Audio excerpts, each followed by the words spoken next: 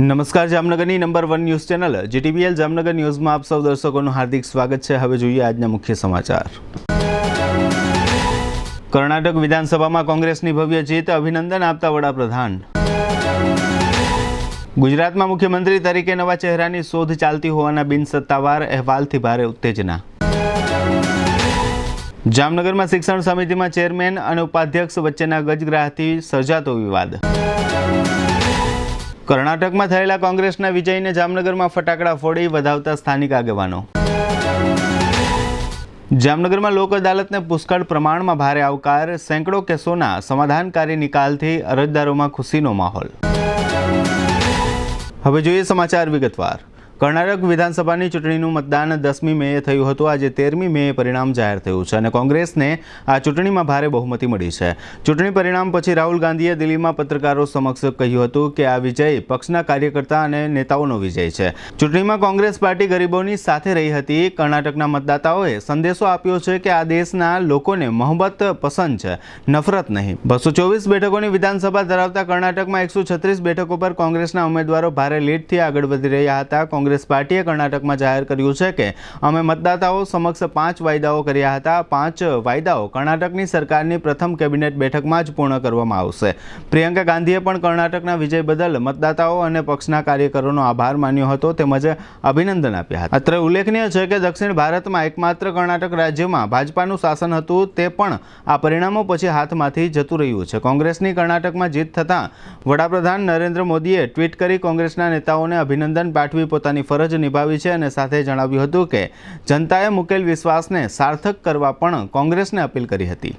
ગાંધીનગર સહિતના વિવિધ મહાનગરોમાં બિનસત્તાવાર રીતે એવી ચર્ચા થઈ રહી છે કે આગામી દિવસોમાં ગુજરાતને નવા મુખ્યમંત્રી મળી શકે છે। જો કે પક્ષ અથવા સરકારના સ્તરે આ પ્રકારની કોઈ હિલચાલને સમર્થન મળ્યું નથી, પરંતુ વિવિધ મહાનગરોના ચોક્કસ વર્તુળોમાં નવા મુખ્યમંત્રી અંગેની અટકળો જોરશોરથી ચર્ચાઈ રહી છે। ગુજરાતના શાંત અને ધીર ગંભીર સીએમ ભૂપેન્દ્ર પટેલ અંગત કારણોસર રાજીનામું આપવા જઈ રહ્યા છે એવું પાટનગર સહિત ઘણા મહાનગરોમાં અને ખાસ કરીને ચોક્કસ વર્તુળોમાં છેલ્લા કેટલાક દિવસોથી ચર્ચાઈ રહ્યું હોવાનું બિનસત્તાવાર રીતે જાણવા મળે છે। જાણકારોમાં એવી પણ ચર્ચા ચાલી રહી છે કે ભાજપની ટોચની નેતાગીરીએ કેન્દ્રીય આરોગ્ય મંત્રી મનસુખ માંડવિયાને ગુજરાતના આગામી સીએમ બનાવવાનું લગભગ નક્કી કરી લીધું છે। ગુજરાતના પાટનગર, ગાંધીનગર ઉપરાંત દિલ્હીમાં પણ રાજકીય વર્તુળોમાં એવું સંભળાય છે કે વડાપ્રધાન નરેન્દ્ર મોદી ગઈકાલે શુક્રવારે ગુજરાતની મુલાકાતે હતા ત્યારે ગુજરાતના સીએમ ભૂપેન્દ્ર પટેલે તેમના પુત્રની તબિયતના કારણે સીએમ પદ છોડવાની ઈચ્છા વ્યક્ત કરી હોવાનું કહેવાય છે। અત્રે નોંધનીય છે કે મુખ્યમંત્રી ભૂપેન્દ્રભાઈના 35 વર્ષીય પુત્રને ગત 1 મેના દિવસે બ્રેઇન હેમરેજ થતાં તેઓને સારવાર માટે તાકીદે મુંબઈ લઈ જવાયા છે। ત્યાંથી સીએમના પુત્રની મુંબઈની હિન્દુજા હોસ્પિટલમાં સારવાર ચાલી રહી છે। મુખ્યમંત્રીએ એ જ દિવસે સીએમ પદ છોડવાની ઈચ્છા વ્યક્ત કરી હોવાનું ઘણા દિવસોથી ચર્ચાઈ રહ્યું છે। તે દરમિયાન ગઈકાલે શુક્રવારે વડાપ્રધાન ગુજરાતના પ્રવાસે હતા ત્યારે મુખ્યમંત્રીએ વડાપ્રધાનને નમ્રતાથી એમ કહ્યું હોવાનું માનવામાં આવે છે કે તેઓ સીએમ પદ તાત્કાલિક છોડવા ઈચ્છે છે। આ સાથે તેમણે ધારાસભ્ય પદ છોડવાની ઈચ્છા પણ વ્યક્ત કરી હોવાનું ચર્ચાઈ રહ્યું છે। સૂત્રોમાં એવી પણ ચર્ચા છે કે મુખ્યમંત્રીએ વડાપ્રધાનને એમ કહ્યાનું મનાઈ રહ્યું છે કે હાલની સ્થિતિમાં તેઓ પોતાના એકના એક પુત્રની સાર સંભાળ લઈ શકતા નથી, તેથી તેઓને હાલની મુખ્યમંત્રી તરીકેની જવાબદારીઓમાંથી મુક્ત કરવામાં આવે। આ પ્રકારની વિનંતી તેઓએ વડાપ્રધાન સમક્ષ ઉચ્ચારી હોવાની ચર્ચાઓ રાજ્યમાં વહેતી થઈ છે। સૂત્રોએ જણાવ્યું હતું કે વડાપ્રધાને તેમને તેમના નિર્ણય પર પુનઃવિચાર કરવાનું કહ્યું હતું, પરંતુ મુખ્યમંત્રી હવે પરિવાર પર વધારે ધ્યાન આપવા આતુર હોવાનું ચર્ચાઈ રહ્યું છે। સૂત્રોએ જણાવ્યું છે કે વડાપ્રધાન નરેન્દ્ર મોદીએ ગૃહમંત્રી અમિત શાહ અને જેપી નડ્ડા સાથે નવા મુખ્યમંત્રીના નામ પર ચર્ચા કરી, જેમાં 2 નામો સામે આવ્યા છે। એક ભીખુભાઈ દલસાણિયા કે જેઓ ગુજરાત ભાજપમાં સંગઠન મંત્રી હતા અને બીજું નામ કેન્દ્રીય આરોગ્ય મંત્રી મનસુખ માંડવિયાનું છે। ભીખુભાઈ અને મનસુખભાઈ માંડવિયા બંને નરેન્દ્ર મોદીના ખૂબ વિશ્વાસપાત્ર ગણાય છે। ભાવનગરના મનસુખ માંડવિયા લેઉવા પટેલ છે। પાટીદાર સમાજના મનસુખ માંડવિયા શાંત અને ખૂબ જ સરળ નેતા ગણાય છે। તેથી જ ભાજપની ટોચની નેતાગીરીએ માંડવિયાને આગામી સીએમ બનાવવાનો નિર્ણય લીધો હોવાનું કહેવાય છે। જોકે આ અંગે હજુ સુધી પક્ષે કોઈ સંકેત વહેતો કર્યો નથી। એમ પણ જાણવા મળે છે કે માંડવિયા હાલમાં જાપાનના પ્રવાસે છે, તેમને જલ્દી પરત ફરવાનું કહેવામાં આવ્યું છે। સૂત્રોનો દાવો છે કે તેઓ પરત ગુજરાત આવવાની સાથે જ તેમની તાજપોશી કરવામાં આવશે। જોકે આ પ્રકારની ચર્ચાઓને સત્તાવાર સમર્થન પ્રાપ્ત થયું ન હોવા છતાં સમગ્ર રાજ્યમાં અને ખાસ કરીને ટોચના વર્તુળોમાં આ ચર્ચાઓ વ્યાપક રીતે સંભળાઈ રહી હોવાનું સૂત્રો જણાવે છે। હવે લઈશું નાનકડો વિરામ બાદ જોશું શિક્ષણ સમિતિનો ઘેરો બનતો વિવાદ, જામનગરમાં કોંગ્રેસ દ્વારા વિજયની ઉજવણી અને લોક અદાલતનું વિશાળ આયોજન. જોતા રહેશો જામનગરની number 1 news channel GTBL Jamnagar news.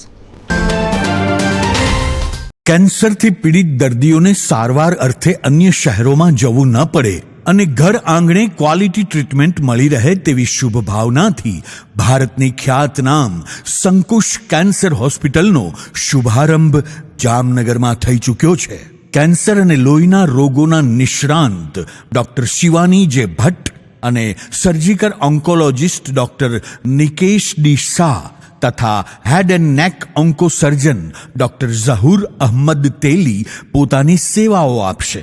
આ કેન્સર હોસ્પિટલમાં OPD, onco surgery, chemotherapy, onco rehabilitation અને પેલિએટિવ કેરની સર્વિસીસ ઉપલબ્ધ બનાવવામાં આવી છે. આ કેન્સર હોસ્પિટલમાં પરિવાર જેવી હૂંફ, વ્યાજબી દરે સારવાર, અનુભવી અને નિષ્ણાંત ડોક્ટરોની ટીમ અને વિશ્વસ્તરીય ટેકનોલોજી. આ હોસ્પિટલમાં દરેક પ્રકારના કેન્સરની સારવાર વ્યાજબી કિંમતે કરી આપવામાં આવશે. કેન્સરનું નિદાન અને સારવાર માટે ઓપીડીનો વાર અને સમય નોંધી લેશો. આ કેન્સર હોસ્પિટલમાં ઓપીડીનો સમય દર ગુરુવારે, દર શુક્રવારે અને દર શનિવારે સવારે 10 થી 1 રહેશે. ટૂંક સમયમાં આયુષ્માન ભારત અંતર્ગત સારવાર પણ શરૂ થશે. સંકુશ કેન્સર હોસ્પિટલ, ચોથો માળ, Nandanvan stylish complex, Ranjit Sagar road, Jamnagar. Mobile 7600072123. Jamnagar conditions apply. Siddhivinayak IVF and children hospital Jamnagar દ્વારા નિસંતાનપણા એટલે કે વ્યંધત્વના દર્દીઓ માટે વિનામૂલ્યે મેગા નિદાન કેમ્પનું ભવ્ય આયોજન. કેમ્પ તારીખ 14/5/2023 રવિવારના રોજ સવારે 10 થી બપોરે 1 વાગ્યા સુધી. આ નિદાન કેમ્પમાં અનેક નિસંતાન દંપતીઓના જીવનમાં સફળતાપૂર્વક સંતાન પ્રાપ્તિનો આનંદ લાવનાર એવા વિદ્વાન સિનિયર સ્ત્રી રોગ અને ટેસ્ટ ટ્યુબ બેબી નિષ્ણાંત ડોક્ટર ગાયત્રી સુરેશ ઠાકર MD પોતાની નિઃશુલ્ક સેવાઓ આપશે. IVF ટેકનિક દ્વારા અનેક કારણોસર વ્યંધત્વ ધરાવતા સ્ત્રીઓ અને પુરુષો પોતાના જ સ્ત્રીબીજ અને શુક્રાણુ દ્વારા સંતાન પ્રાપ્તિનું સુખ મેળવી શકે છે. વિલંબથી લગ્ન, વ્યસ્ત જીવન વગેરે કારણોસર નિસંતાનપણું એ પણ IVF ટેકનિક દ્વારા દૂર થઈ શકે છે. 40 વર્ષથી વધારે ઉંમર અને માસિક બંધ રહ્યા પછી પણ IVF ટેકનિકના ઉપયોગથી નિસંતાન દંપતી માટે માતા પિતા બનવું શક્ય છે. આ કેમ્પના દર્દીઓને આગળની સારવારમાં પણ રાહત આપવામાં આવશે. મેળવવા બાળક પારણે, પધારો અમારે આંગણે. આ કેમ્પમાં ભાગ લેવા માંગતા દંપતી માટે રજીસ્ટ્રેશન જરૂરી છે. સિદ્ધિવિનાયક IVF અને ચિલ્ડ્રન હોસ્પિટલ, PN માર્ગ, કેડી જ્વેલર્સની પાછળ, જામનગર. Phone number 0288 255 7197. મોબાઈલ 95123 94852 અને 94279 44063. જી હા, સિદ્ધિવિનાયક IVF અને ચિલ્ડ્રન હોસ્પિટલ. વિરામ બાદ આપ સર્વે દર્શકોનું ફરી સ્વાગત છે. હવે જોઈએ સમાચાર વિગતવાર. જામનગર મહાનગરપાલિકા હસ્તકની નગર પ્રાથમિક શિક્ષણ સમિતિના ચેરમેન મનીષ કનકરા ઉપરાઉપરી વિવાદોમાં સપડાઈ રહ્યા છે. તેઓના નામે પ્રથમ વિવાદ તાજેતરમાં વડાપ્રધાનના કાર્યક્રમ મન કી બાતના આયોજન ન કરવા અંગે આચાર્યોને તેઓએ ખુલાસા પૂછ્યા હતા. તે વિવાદ ચાલુ હતો ત્યારે જ તેઓની કારનો નિયમ વિરુદ્ધ ઉપયોગ થયાનો વિવાદ ગાજ્યો હતો. ત્યાર પછી સમિતિ જેનું સંચાલન ન કરતી હોય તેવી શાળાઓમાં એડમિશન સંબંધે પત્રો લખવાનો વિવાદ જાહેર થયો છે. શિક્ષણ સમિતિના ચેરમેન હસ્તકની સમિતિની 44 સરકારી શાળાઓ છે, તેમ છતાં અન્ય સેલ્ફ ફાઇનાન્સ સ્કૂલોમાં એડમિશન આપવા માટે આદેશ કરતા પત્રો પોતાના લેટર પેડ ઉપર લખવામાં આવ્યા હોવાનું બહાર આવતા ભારે ચકચાર મચી જવા પામી છે. જામનગર નગર પ્રાથમિક શિક્ષણ સમિતિમાં વિવાદોનો કોઈ પાર રહ્યો નથી. હવે આ સમિતિ હસ્તકની શાળાઓ ખસ્તા હાલતમાં છે તે કોઈ નવી વાત નથી. વિદ્યાર્થીઓ અહીં આવતા નથી તેમજ ઘટવા લાગ્યા છે. આ સ્કૂલોની સ્થિતિ સુધારવાની બદલે અહીંના પદાધિકારીઓ બીજી સ્કૂલોના વહીવટમાં લાગ્યા છે. નગર પ્રાથમિક શિક્ષણ સમિતિના ચેરમેન મનીષ કનખરા શહેરમાં આવેલી પ્રખ્યાત સ્કૂલોમાં કાગળો લખી એડમિશન આપવાના આદેશ કરતા હોવાનું બહાર આવતા ખળભળાટ મચી ગયો છે. પોતાની સમિતિ હસ્તકની શાળાઓની હાલત અત્યંત બદતર હોય તેને સુધારવાના બદલે અન્ય શાળાઓમાં સત્તાની રૂએ કાગળ લખી એડમિશન મેળવવા પત્રો લખતા આવા પદાધિકારીને શું કહેવું, જેને પોતાની શાળાઓ પર ભરોસો ન હોય અન્ય શાળાઓના સત્તાધીશોને દબડાવી એડમિશન લેવડાવી રહ્યા છે. કોઈપણ જાતની સત્તા ન હોવા છતાં ચેરમેન દ્વારા શહેરની પ્રખ્યાત શાળાઓ જેવી કે Saint Xavier's, Saint Anne's, Saint Francis, Arya Samaj, ગુસ્સા મહેતા, જીડી શાહ વગેરે સ્કૂલોમાં એડમિશન માટે દર વર્ષે ગેરકાયદેસર આદેશો કરી ધરારથી એડમિશનો મેળવી લે છે, જે તપાસનો વિષય છે. નામ ન દેવાની શરતે એક શાળા સંચાલકે જણાવ્યું હતું કે અમે ચેરમેનના વર્તનથી કંટાળી ગયા છીએ. છેલ્લા એકાદ બે એડમિશન હોય તો ઠીક વાત છે, પરંતુ આ તો એડમિશનોની લાઈન લગાડે છે અને ન આપીએ તો માથાકૂટ કરે છે. કાગળ પણ એવા લખે છે જાણે અમને આદેશ કરતા હોય તેમ.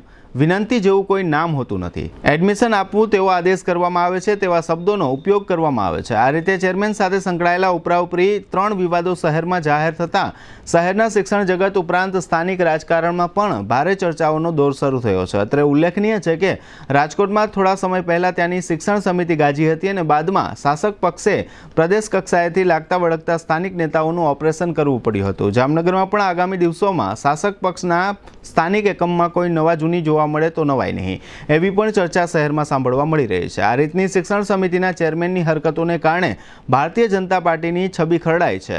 મહાનગરપાલિકા સંચાલિત સ્કૂલોને પ્રોત્સાહિત કરવાની જગ્યાએ શહેરની સેલ્ફ ફાઇનાન્સ સ્કૂલોને લેટર લખી વિદ્યાર્થીઓને શિક્ષણ આપવાની ભલામણ કરે તે કેટલે અંશે વ્યાજબી કહેવાય તેવું જામનગરના જાગૃત નાગરિકોમાં ચર્ચાઈ રહ્યું છે. શિક્ષણ સમિતિના ચેરમેને એ પણ યાદ રાખવું જોઈએ કે તેઓ મહાનગરપાલિકા સંચાલિત સ્કૂલોના શિક્ષણ સમિતિના ચેરમેન છે, નહીં કે સમગ્ર શહેરની સ્કૂલોના ચેરમેન. આ રીતની પોતાના લેટર પેડ ઉપર સેલ્ફ ફાઇનાન્સ સ્કૂલોના સંચાલકોને સૂચના આપવી તે ગેરકાયદેસર હોવાનું પણ શિક્ષણ જગતમાં ચર્ચાઈ રહ્યું છે. સમગ્ર શહેરમાં એવી પણ ચર્ચા છે કે શિક્ષણ સમિતિની ચૂંટણી સમયે શહેર ભાજપા સંગઠન દ્વારા પક્ષના સનિષ્ઠ કાર્યકર પ્રજ્ઞાબા સોઢાની સમિતિના ઉપાધ્યક્ષ તરીકે વરણી કર્યા પછી સમિતિમાં થોડો સમય બધું વ્યવસ્થિત ચાલ્યું હતું. ત્યાર પછી ચેરમેન અને ઉપાધ્યક્ષ વચ્ચે વિવિધ પ્રકારના મતભેદો સર્જાયા હતા અને બાદમાં આ મતભેદોને કારણે ઉપાધ્યક્ષ દ્વારા શિક્ષકો અને શાળાના પ્રશ્નો અંગે કેટલાક પત્રો લખવામાં આવ્યા હતા, પરંતુ ઉપાધ્યક્ષને આ પત્રોના જવાબ મળ્યા ન હોય ઉપાધ્યક્ષ પ્રજ્ઞાબા સોઢા સહિતના સમિતિના આગેવાનોમાં અંદરો અંદર ગજગરા અને મનદુખ જેવી સ્થિતિ જોવા મળી રહી છે. એવું પણ જાણવા મળે છે કે ચેરમેન સમિતિમાં સૌને સાથે રાખીને ચાલતા ન હોવાથી ઉપાધ્યક્ષે સમિતિમાં આવવાનું પણ બંધ કર્યું છે. જોકે નવાઈની વાત એ છે કે આટલા સમયથી જામનગરની શિક્ષણ સમિતિ શહેરભરમાં વિવાદનું કારણ બની હોવા છતાં આ વિવાદને ઠંડો પાડવા અથવા જરૂરી તપાસ કરવા અંગે કોઈપણ સ્તરેથી કોઈપણ હિલચાલ શરૂ થઈ નથી, જેને કારણે શરૂઆતમાં ઘૂંઘવાટ દેખાતો હતો તેની જગ્યાએ હવે આગના લપકારા દેખાઈ રહ્યા છે. હજુ પણ તાકીદે આ આગ બુઝાવવામાં નહીં આવે તો તેને કારણે પક્ષની પ્રતિષ્ઠાને થનારું સંભવિત નુકસાન વધી શકે છે એવું પણ શાસક પક્ષના શુભેચ્છકો ચિંતા સાથે માની રહ્યા છે. ગત 10મી મેના દિવસે કર્ણાટકમાં વિધાનસભાની ચૂંટણીનું મતદાન થયું હતું. આજે શનિવારે બપોરે આ ચૂંટણીની મતગણતરી થતાં કોંગ્રેસ પાર્ટીનો ભારે બહુમતી સાથે વિજય થતાં સમગ્ર દેશની સાથે સાથે જામનગરમાં પણ કોંગ્રેસના આગેવાનો અને કાર્યકર્તાઓએ કર્ણાટકની ચૂંટણીના વિજયની ઉજવણી કરી હતી. આજે શનિવારે બપોરે ટાઉન હોલ સર્કલ ખાતે આવેલા શહેર કોંગ્રેસ કાર્યાલય નજીક કોંગ્રેસના આગેવાનો તથા કાર્યકરોએ ઢોલ નગારા વગાડ્યા હતા, ફટાકડા ફોડ્યા હતા, એકમેકના મોઢા મીઠા કરાવ્યા હતા અને આ ઉજવણીમાં એક કાર્યકરને બજરંગબલીનું મોહરું પહેરાવી તેનું સન્માન કરવામાં આવ્યું હતું અને જય બજરંગબલીના નારા લગાવવામાં આવ્યા હતા. આ તકે જિલ્લા કોંગ્રેસ અધ્યક્ષ જીવણભાઈ કુંભરવાડિયા, શહેર કોંગ્રેસ અધ્યક્ષ દિગુભાઈ જાડેજા, કોર્પોરેશનમાં વિપક્ષના નેતા ધવલ નંદા, કોંગ્રેસના પ્રદેશ અગ્રણી સહારાબેન મકવાણા, શહેર મહામંત્રી સાજિદ બલોચ, શહેર યુવક કોંગ્રેસ પ્રમુખ ડોક્ટર તોસીફ ખાન પઠાણ, મહિલા કોંગ્રેસ અધ્યક્ષા રંજનબેન ગજેરા, સંગઠન મંત્રી ભરતભાઈ વાડા તથા કોર્પોરેટરો નૂર મહમદ પલેજા અને જેનબબેન ખફી વગેરે સ્થાનિક અગ્રણીઓ અને કાર્યકર્તાઓ હાજર રહ્યા હતા અને વિજયની ઉજવણી કરી હતી. કર્ણાટકની ચૂંટણીનું આજે રિઝલ્ટ સવારથી ચાલુ છે. તમે જોવો છો તેમ કોંગ્રેસ પાર્ટી વિજય તરફ, એટલે કે જે આંકડો જોતો એને પાર કરીને એની ઉપરની સીટોનો આજે રૂઝાન આવી ગયા છે. ત્યારે દેશમાં કોંગ્રેસ કાર્યકર્તાઓનો ખુશીનો માહોલ છે. એક બાજુ ક્યાંક ને ક્યાંક કર્ણાટકની ભારતીય જનતા પાર્ટી જે 40% કમિશનવાળી સરકાર હોતી હતી, આજ કર્ણાટકની જનતાએ એને હરીસો દેખાડી દીધો છે. વાત રહી દેશના વડાપ્રધાનની, છેવટે એને ભગવાનને પણ આ ચૂંટણીમાં નથી મૂક્યા. એ હનુમાનજીના નામે ક્યાંક ને ક્યાંક જનતાને ગુમરાહ કરવામાં આજે ભગવાને પણ હનુમાનજી દાદાએ પણ આજ શનિવારના દિવસે કોંગ્રેસ પક્ષને આશીર્વાદ આપ્યા છે, કોંગ્રેસને આશીર્વાદ આપ્યા છે ને કર્ણાટકની જનતાને આશીર્વાદ આપ્યા છે. હજી તો આ 2023ની જે કર્ણાટકમાં વિજય થયો છે એની ઝાંકી છે. 24 હજી બાકી છે. આવતા દિવસોમાં રાજસ્થાન હોય, છત્તીસગઢ હોય કે મધ્યપ્રદેશ હોય, કર્ણાટકની જેમ જનતાએ આશીર્વાદ આપ્યા છે એમ સર્વ રાજ્યોમાં કોંગ્રેસને જનાદેશ મળશે અને કોંગ્રેસનો વિજય થશે. રાહુલ ગાંધીના આજ મજબૂત કરશે આ જનતા, એ આજે સાબિત થઈ ગયું છે. સમગ્ર ગુજરાતમાં અને સમગ્ર દેશમાં આજે ફટાકડા ફોડી અને હનુમાનજીના આશીર્વાદ લેવા આજે કાર્યકરે સાક્ષાત હનુમાનજી આવ્યા હોય અને સમગ્ર જામનગરની જનતાને મીઠું મોઢું કરાવીને આજે વિજય ઉત્સવ ઉજવવામાં આવ્યો હતો. જામનગર શહેરની જિલ્લા અદાલતમાં આજે શનિવારે સવારે રાજ્ય કાનૂની સેવા સત્તામંડળ અને જિલ્લા કાનૂની સેવા સત્તામંડળના માર્ગદર્શન હેઠળ બાર એન્ડ બેન્ચ દ્વારા દીવાની અને ફોજદારી સહિતના કેસોનો સમાધાનથી નિકાલ કરવા માટે લોક અદાલતનું આયોજન કરવામાં આવ્યું હતું. 2023ની સાલની આ બીજી લોક અદાલત હતી. આ લોક અદાલતનો પ્રારંભ પ્રિન્સિપાલ ડિસ્ટ્રિક્ટ જજ એમ.આર. ચૌધરીના હસ્તે દીપ પ્રાગટ્ય દ્વારા કરવામાં આવ્યો હતો. આ તકે જજ એ વ્યાસ, મંડળના સચિવ જે.પી. પરમાર, એસપી પ્રેમસુખ ડેલુ તથા વકીલ મંડળના ઉપપ્રમુખ ભરતસિંહ જાડેજા વગેરે હાજર રહ્યા હતા. આ લોક અદાલતમાં અંદાજે 10,000 જેટલા કેસો મૂકવા માટે તૈયાર કરવામાં આવ્યા હતા અને એવી અપેક્ષા વ્યક્ત કરવામાં આવી હતી કે લગભગ 5,000 જેટલા કેસોનો આ લોક અદાલતમાં નિકાલ થઈ જશે. તે પ્રમાણે આજે સાંજના 6 કલાક સુધીમાં લગભગ 4500થી વધુ કેસોનો સમાધાનકારી વલણ સાથે નિકાલ થયો છે. આજની લોક અદાલતથી અરજદારોમાં પણ ખુશીનો માહોલ હતો. આજની લોક અદાલતમાં અરજદારો તરફથી પણ ભારે આવકાર મળવા પામ્યો હતો. લોક અદાલતના આ આયોજન અંગે પ્રિન્સિપાલ ડિસ્ટ્રિક્ટ જજ એમ.આર. ચૌધરીએ તથા વકીલ મંડળના ઉપપ્રમુખે GTPL જામનગર ન્યૂઝ સમક્ષ કેટલીક વિગતો આપી હતી, જે અત્રે પ્રસ્તુત છે. National legal service authority, state legal service authority और डिस्ट्रिक्ट लीगल सर्विस अथॉरिटी के जॉइंट कोलैबोरेशन से आज हम जामनगर में 2023 की सेकंड लोक अदालत ऑर्गेनाइज करने जा रहे हैं. समाज में जिस देश में 130 करोड़ की जनता हो, हम डिस्प्यूट तो अवॉइड नहीं कर सकते, स्वाभाविक है. और पार्टीज़ के बीच में डिस्प्यूट सोल्व करने के लिए कोर्ट का एस्टेब्लिशमेंट किया गया. लेकिन कोर्ट के अपने प्रोसीजर्स हैं. कोर्ट में दोनों पार्टीज़ आती हैं, अपनी अपनी बातें रखती हैं, रिटर्न स्टेटमेंट्स फाइल होती हैं, एविडेंसेस लीड होते हैं, आर्ग्यूमेंट्स होती हैं. उसमें थोड़ा टाइम लगता है. It required on time. उसके बाद कुछ टेक्निकल प्रोसीजर्स भी हैं, अपील भी है, रिव्यू रिवीजन के प्रोविजंस भी हैं. तो उसमें केस निकाल करने में, लोगों के डिस्प्यूट सोल्व करने में थोड़ा टाइम लगता है. इस टेक्निकल प्रोविज़न को अवॉइड करने के लिए और लोगों के केसेस का जल्द से जल्द निपटारा हो सके, उनके डिस्प्यूट सोल्व हो सके, इसके लिए हमें लॉ ने कुछ एडिशनल रिड्रॉसल सिस्टम का डेवलप किया गया, जिसमें आर्बिट्रेशंस हैं, कॉन्सिलेशंस हैं एंड मीडिएशंस हैं. और सबसे बड़ा जो प्रोविज़न किया गया वो लोक अदालत का. लोक अदालत का मतलब हम दोनों पार्टियों में आपसी समझौते से, आपसी बातचीत से उनके डिस्प्यूट का सॉल्व आउट करते हैं. ताकि क्या होता है कि दोनों पार्टी के बीच में आपसी बातचीत करके उनका मैटर का सॉल्व आउट किया गया और परमानेंट सॉल्यूशन हो गया. उनके बीच में कोई ग्रीवेंस नहीं रहती और दोनों पार्टी अपने अपने घर अपने खुशी से चली जाती है. फ्यूचर का कोई डिस्प्यूट नहीं रहता और जल्द से जल्द उनका डिस्प्यूट का सॉल्यूशन हो जाता है. इसलिए टाइम टू टाइम हम नेशनल लोक अदालत, स्टेट लोक अदालत या डिस्ट्रिक्ट लेवल के ऊपर जैसे भी लोक अदालत प्रोविजंस आते हैं, उनके अकॉर्डिंग हम लोग लोक अदालत ऑर्गेनाइज करते रहते हैं, जिनके अंदर काफ़ी केसों का निपटारा हो जाता है, लोग सेटलमेंट कर लेते हैं, मैटर उनके सोल्व आउट हो जाते हैं. लास्ट में मैं सभी से प्रे करता हूँ कि ज़्यादा से ज़्यादा लोगों का डिस्प्यूट सोल्व हो और ये लोक अदालत ज़्यादा से ज़्यादा सक्सेस बने. और लास्ट में मैं थैंक करना चाहूँगा उन सभी लोगों का जो इस लोक अदालत के ऑर्गेनाइजेशन से डायरेक्टली और इनडायरेक्टली जुड़े हुए हैं, चाहे वो आज यहाँ प्रेजेंट हो या ना हो. Thank you. આજ રોજ 2023ની આ બીજી નેશનલ લોક અદાલત સુપ્રીમ કોર્ટ અને હાઈકોર્ટ દ્વારા નિર્દેશિત થયેલી છે. તેમાં 9,200થી વધારે કેસોનો નિકાલ કરવામાં આવશે અને એમાં સ્પેશિયલ કેસ જામનગરને દર વર્ષે 2,500 3,000, પણ આજ વખતે અમારો બાર અને બેન્ચનો એવો ટાર્ગેટ છે કે 5000 ઉપર સિવિલ અને ક્રિમિનલ કેસો પૂરા થાય અને એ કેસો ફેસલ થાય અને જામનગર દર વખતે ગુજરાત આખામાં ટોપ 3માં હોય છે, આજુ વખતે ટોપ 1માં આવે એવી આશા હારે અમે બાર અને બેન્ચે ભેગા મળી અને જેટલામાં જેટલા વધારે કેસ ડિસ્પોઝ થાય અને ફેસલ થાય તેના માટે તમામ પ્રયત્નો કર્યા છે અને એના માટે બાર અને બેન્ચને બેયને અભિનંદન. સિવિલ, ક્રિમિનલ, નેગોશિયેબલ, જીએબીના કેસો એવા ઘણા બધા કેસો અંદાજે 5000 ઉપર કેસોનું ફેસલાઇઝ થવા જઈ રહ્યું છે. પ્રિન્સિપલ એન્ડ ડિસ્ટ્રિક્ટ સિનિયર જજ સાહેબ, બધા જજો, નીચેની કોર્ટના સિવિલ કોર્ટના જજો, ડીજીપી અને બધા સિનિયર વકીલો અને આખું બાર એની સાથે જોડાણું છે. જામનગર બાર એસપી સાહેબ ખુદ આવ્યા છે અહીંયા. નિયુક્તિની ફેસલ થવામાં વધારે એને યોગદાન આપેલું છે. હવે લેશું નાનકડો વિરામ બાદ જોશું કમિશનરની સાઇટ વિઝિટ અને વાઘેર સમાજ દ્વારા આવેદન સહિતના સમાચારો. જોતા રહેશો જામનગરની number 1 news channel GTPL Jamnagar news.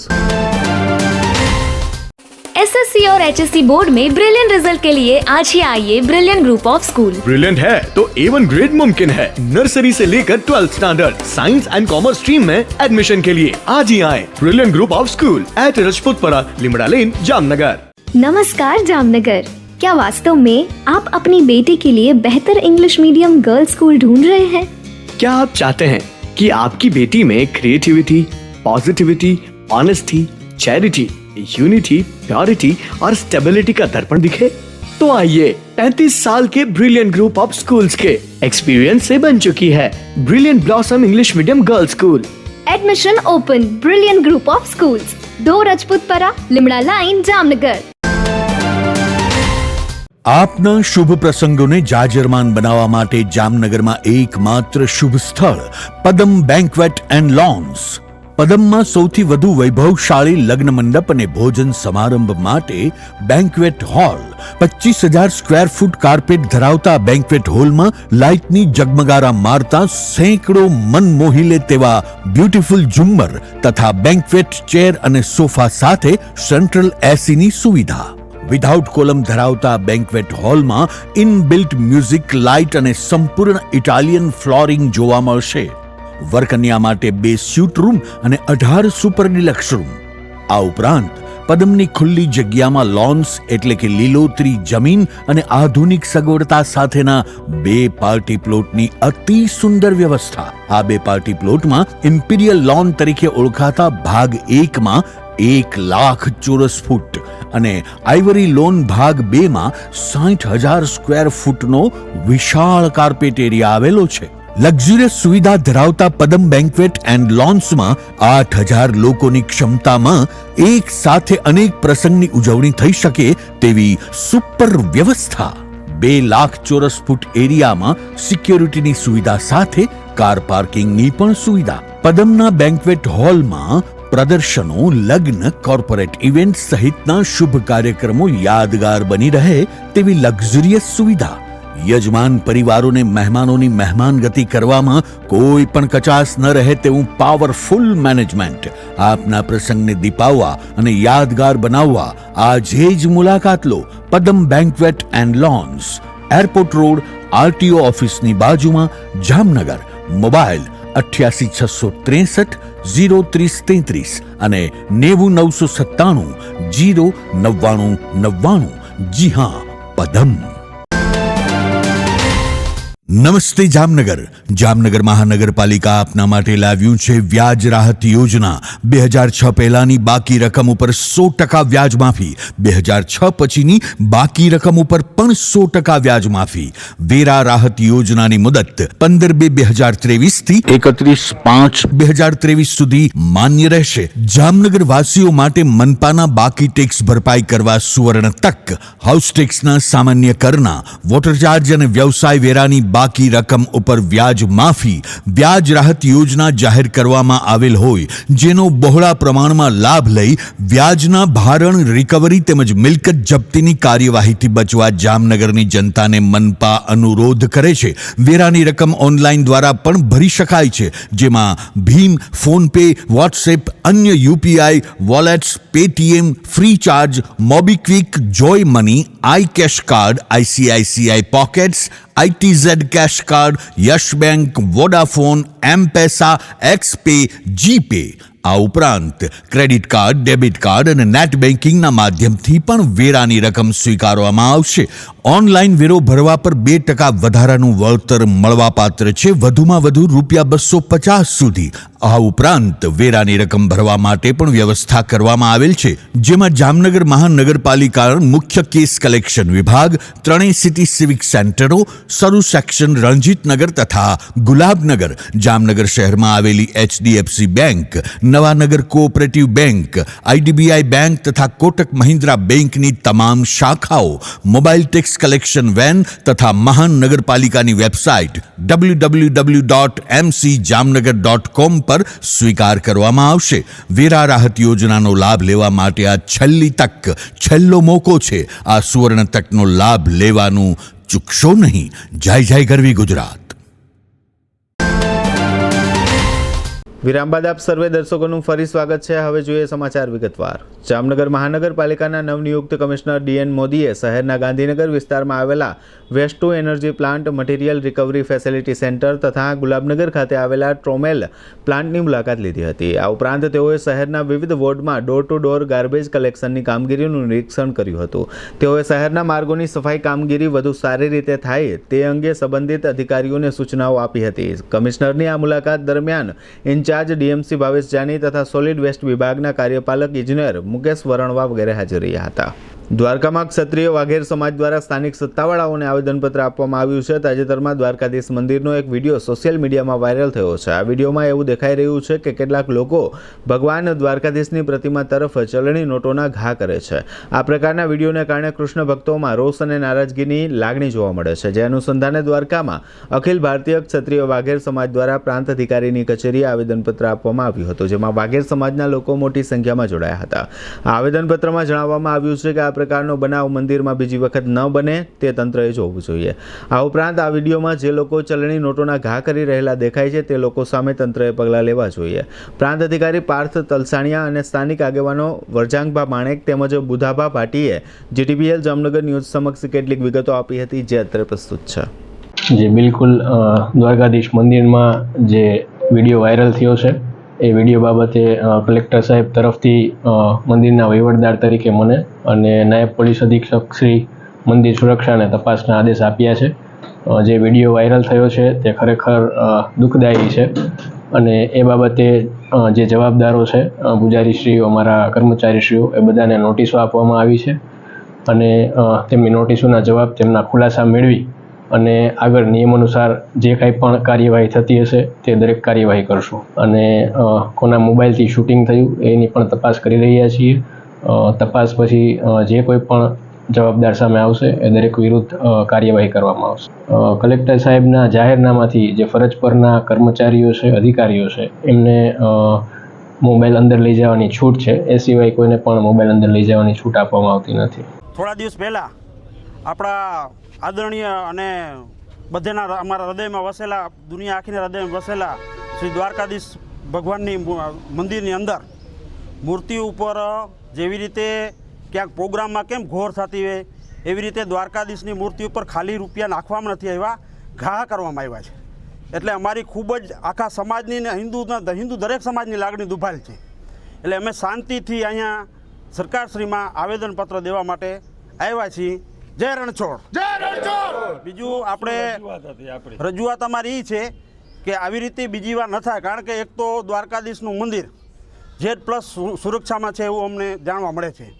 તો પહેલો પ્રશ્ન તો એ છે કે મંદિરની અંદર આટલા બધા મોબાઈલ પ્રવેશ કેવી રીતે કરી ગયા, અને ભવિષ્યમાં એવું ન થાય એના માટે સરકારશ્રી અને જે પૂજારી લોકો છે આ વાતનો ખાસ દરકાર રાખે અને આમાં ખૂબ જ બીજી વાર આવી રીતે ન થાય એવું અમે ઈચ્છીએ છીએ. અને એટલા માટે અમે અહીંયા આવેદનપત્રો દેવા આવ્યા છીએ શાંતિથી. આજરોજ દ્વારકા પ્રાંત અધિકારીની કચેરીએ અમારો અખિલ ભારતીય વાઘેર સમાજ આવેદનપત્ર આપવા માટે આવ્યા છીએ.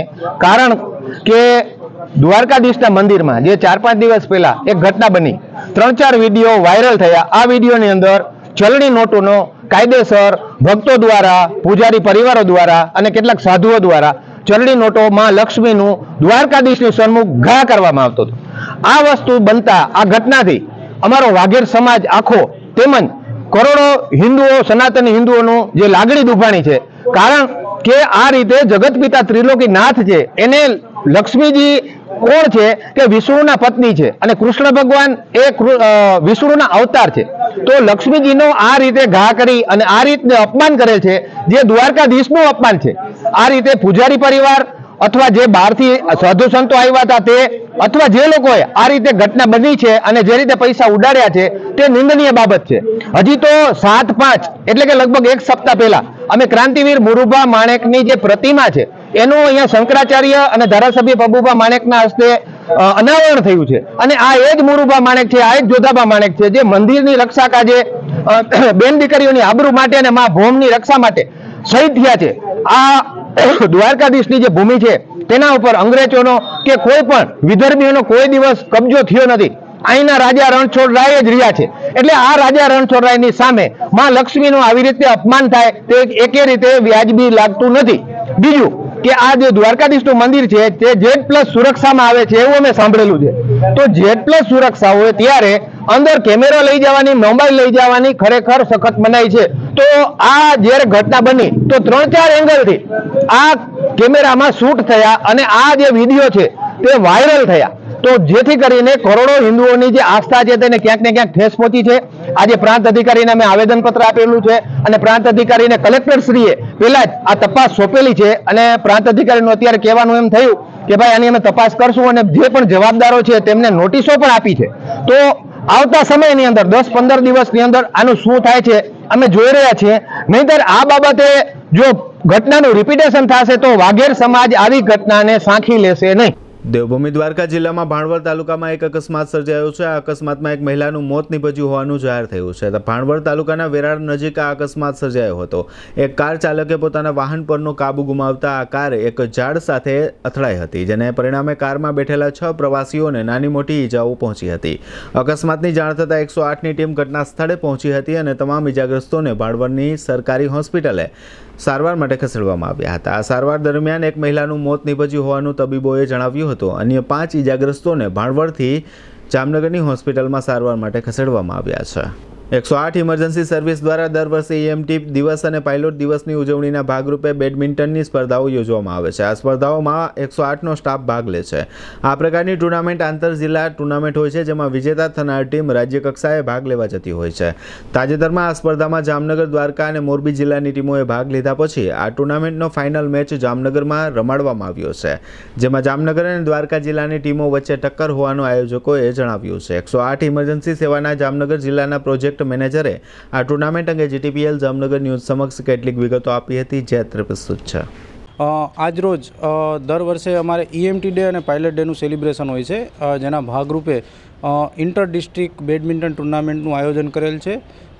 પહેલા રાઉન્ડમાં જામનગર જિલ્લો, દ્વારકા જિલ્લો અને મોરબી જિલ્લાની ટીમોએ ઇન્ટરનલ રમી અને સેમિફાઇનલ માટે આજે જામનગર આવેલા છે અને જામનગર એ લોકોની ફાઇનલ મેચ યોજાવાની છે, જેમાં દ્વારકા અને જામનગર જિલ્લાની ટીમો વચ્ચે ફાઇનલ મેચ આજ રમાશે અને જે વિનર ટીમ થશે એમને અમારે સ્ટેટ લેવલ ઉપર આગળ મોકલવામાં આવશે. GST વિભાગ દ્વારા ટેક્સ ચોરીનું દૂષણ રોકવા માટે નવા પ્રયોગો કરવામાં આવી રહ્યા છે અને તેમાં સફળતા પણ મળી રહી છે. GST વિભાગ અત્યાર સુધી મોટાભાગના કેસોમાં પાન કાર્ડ નંબરના આધારે બોગસ પેઢીઓને શોધી કાઢી અને તપાસની કાર્યવાહી શરૂ કરવામાં આવતી હતી. જોકે હવે વિભાગ દ્વારા આધાર કાર્ડનો પણ ઉપયોગ કરવામાં આવશે. GSTનો કાયદો જુલાઈ 2017થી લાગુ થયા પછી બોગસ બિલિંગ અને બોગસ પેઢીઓનું દૂષણ યથાવત છે. GST વિભાગ દ્વારા અનેક રીતે કૌભાંડીઓને ઝડપી પાડવા માટેના પ્રયાસો કરવામાં આવે છે અને તેમાં સફળતા પણ મળે છે, પરંતુ થોડા સમય બાદ કૌભાંડ કરનારાઓ નવી મોડસ ઓપરેન્ડીથી ટેક્સ ચોરીનો રસ્તો શોધી કાઢે છે. GST વિભાગ પાસે બોગસ પેઢીઓને શોધી કાઢવા માટે અનેક પ્રકારની વ્યવસ્થા છે. GST વિભાગે ખાસ કરીને પાન કાર્ડની મદદથી કૌભાંડીઓને શોધવાનો પ્રયાસ કરે છે. કોઈ પણ વ્યક્તિએ બોગસ પેઢી રજીસ્ટર કરવા માટે ઉપયોગમાં લીધેલા પાન કાર્ડ અને અન્ય ડોક્યુમેન્ટના આધારે આગળની તપાસ કરવામાં આવે છે, જેમાં કેટલાક કેસોમાં પેઢી રજીસ્ટર કરવા માટે કૌભાંડીઓએ બીજા લોકોના પાન કાર્ડ અને ડોક્યુમેન્ટ્સ મેળવી લીધા હોવાની વાતો પણ સામે આવી છે અને તેમાં રિકવરી પણ મુશ્કેલ બની જાય છે. આવા કેસોમાં વિભાગને પણ મૂળ માલિક વૈજ્ઞાનિક સુધી પહોંચવામાં મુશ્કેલી પડે છે. જો કે હવે વિભાગે આધાર કાર્ડના ડેટાને પણ ઉપયોગમાં લેવાનો નિર્ણય લીધો છે. હાલમાં જ સ્ટેટ જીએસટી વિભાગ દ્વારા કેટલાક આધાર કાર્ડ સેન્ટરો પરથી મોટી સંખ્યામાં આધાર કાર્ડના ડેટા લેવામાં આવ્યા હતા, જે પૈકી કેટલાક આધાર કાર્ડનો ઉપયોગ બોગસ પેઢીઓ રજીસ્ટર કરવામાં આવ્યા હોવાની માહિતી જીએસટી વિભાગને મળી છે. બોગસ પેઢીઓ બનાવવાની સાથે અન્ય કેટલીક સરકારી યોજનાઓ માટે પણ આધાર કાર્ડનો ઉપયોગ કરવામાં આવ્યો હોવાની શંકા છે. ભવિષ્યમાં તેની પણ તપાસ થાય તેવી સંભાવના છે.